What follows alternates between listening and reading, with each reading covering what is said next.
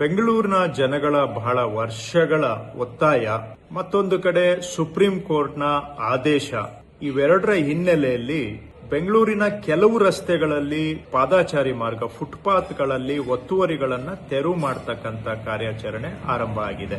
ಬೆಂಗಳೂರು ಚೆನ್ನಾಗಿರಬೇಕು, ಇಲ್ಲಿ ವಾಸ ಮಾಡೋ ಜನಗಳಿಗೆ ಅಗತ್ಯ ಸೌಕರ್ಯಗಳಾದ್ರೂ ಸಿಗಬೇಕು ಅಂತ ಹೇಳಿದ್ರೆ ಅದರಲ್ಲಿ ಒಂದು ಪಾದಾಚಾರಿ ಮಾರ್ಗ, ಫುಟ್ಪಾತ್ಗಳಲ್ಲಿ ಓಡಾಡೋಕೆ ಆಗುವಂತಹದ್ದು. ಎಲ್ಲಾ ರಸ್ತೆಗಳಲ್ಲಿ ಮಾಡಕ್ಕಾಗದೇ ಇದ್ರೂ ಕೆಲವು ಹೆಚ್ಚು ಜನ ಓಡಾಡೋ ಕಡೆ ಆದ್ರೂ ಮಾಡಬೇಕಾಗಿರೋದು ಸರ್ಕಾರದ ಕರ್ತವ್ಯ ಮತ್ತು ಜನಗಳ ಬೇಡಿಕೆನೂ ಸಹ.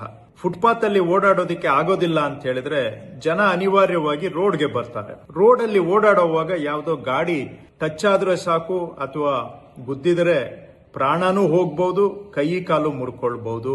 ಈ ತರಹ ಪ್ರತಿ ವರ್ಷ ಸುಮಾರು 300 ಜನ ಓಡಾಡೋರು ಫುಟ್ಪಾತ್ ಅಲ್ಲಿ ಓಡಾಡೋಕೆ ಆಗದೆ ರಸ್ತೆಗೆ ಬಂದು ಓಡಾಡುವಂತ ಜನ, ಪೆಡೆಸ್ಟ್ರಿಯನ್ಸ್ 300 ಜನ ಪ್ರಾಣ ಕಳ್ಕೊಳ್ತಾ ಇದ್ದಾರೆ ಆಕ್ಸಿಡೆಂಟ್ಗಳಲ್ಲಿ. ಸಾವಿರಾರು ಜನ ಕೈ ಕಾಲು ಕಳ್ಕೊಳ್ತಾ ಇದ್ದಾರೆ. ಇನ್ನ ಕೆಲವರು ಜೀವನ ಪರ್ಯಂತ ಹಾಸಿಗೆ ಹಿಡಿಯುವಂತ ಆಕ್ಸಿಡೆಂಟ್ಗಳನ್ನು ಅನುಭವಿಸ್ತಾ ಇದ್ದಾರೆ. ಕೆಲವರು ತಲೆಗೆ ಪೆಟ್ಟಾದ್ರೆ ಅವರು ಕೋಮಾ ಪರಿಸ್ಥಿತಿಗೆ ಹೋಗಿ ಕೆಲವರೆಲ್ಲ ಜೀವನ ಎಲ್ಲ ಕೋಮಾ ಪರಿಸ್ಥಿತಿಯಲ್ಲಿ ಕಳೆಯುವಂತದ್ದಾಗಿದೆ. ಹೀಗೆ ಸಾವಿರಾರು ಜನ ಕಷ್ಟ ಅನುಭವಿಸ್ತಾ ಇದ್ದಾರೆ, ಪ್ರಾಣನೂ ಕಳ್ಕೊಳ್ತಾ ಇದ್ದಾರೆ ಕೆಲವರು. ಇವೆಲ್ಲ ದೃಷ್ಟಿಯಿಂದ ನಮ್ಮ ಬೆಂಗಳೂರು ಚೆನ್ನಾಗಿ ಆಗ್ಬೇಕಾದ್ರೆ ಕನಿಷ್ಠ ಕೆಲವು ರಸ್ತೆಗಳಾದ್ರೂ ಜನ ಓಡಾಡೋದಕ್ಕೆ ಸುರಕ್ಷಿತವಾಗಿ ಇರಬೇಕು ಅನ್ನೋದು ಎಲ್ಲಾ ಬೆಂಗಳೂರಿನ ನಾಗರಿಕರ ಬಯಕೆ. ಇದನ್ನ ನಾವು ಸರ್ಕಾರ ಈಡೇರಿಸಬೇಕಾಗಿರೋದು ನಮ್ಮ ಕರ್ತವ್ಯ. ಈ ಪ್ರಯತ್ನ ಯಶಸ್ಸಾಗಬೇಕಾದ್ರೆ ಸಾರ್ವಜನಿಕರ ಸಹಕಾರ ಇದ್ರೆ ಮಾತ್ರ ಸಾಧ್ಯ. ಹಾಗಾಗಿ ನಾನು ಮತ್ತೊಮ್ಮೆ ತಮ್ಮಲ್ಲಿ ಮನವಿ ಮಾಡ್ತೇನೆ, ನೀವು ಕಮರ್ಷಿಯಲ್ ಕಾಂಪ್ಲೆಕ್ಸ್ ಏನೋ ಮಾಡ್ಕೊಂಡಿದ್ದು ಫುಟ್ಪಾತ್ ಮೇಲೂ ಕೂಡ ಎಕ್ಸ್ಟೆನ್ಷನ್ ಮಾಡ್ಕೊಂಡಿದ್ರೆ ದಯವಿಟ್ಟು ತಾವು ಅದನ್ನ ತಕ್ಕೊಳ್ಳಿ.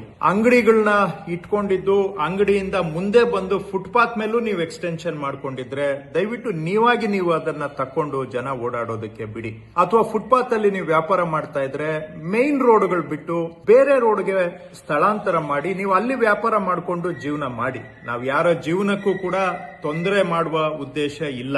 ಆದ್ರೆ ಜನ ಓಡಾಡೋದಕ್ಕೆ ಆಗದೆ ಪ್ರಾಣ ಕಳ್ಕೊಳ್ತಾ ಇದ್ರೆ ಅದನ್ನ ನೋಡ್ಕೊಂಡು ಸುಮ್ಮನೆ ಇರೋದಕ್ಕೂ ಕೂಡ ಸರ್ಕಾರಕ್ಕೆ ಸಾಧ್ಯ ಆಗೋದಿಲ್ಲ. ಹಾಗಾಗಿ ನೀವು ವ್ಯಾಪಾರ ಮಾಡ್ತಾ ಇದ್ದೀರಾ ಫುಟ್ಪಾತ್ ಮೇಲೆ ಅಂತ ಹೇಳಿದ್ರೆ ನಾವು ಕ್ಲಿಯರ್ ಮಾಡ್ತಾ ಇರೋದು ಬರೀ 20% ರಸ್ತೆಗಳು.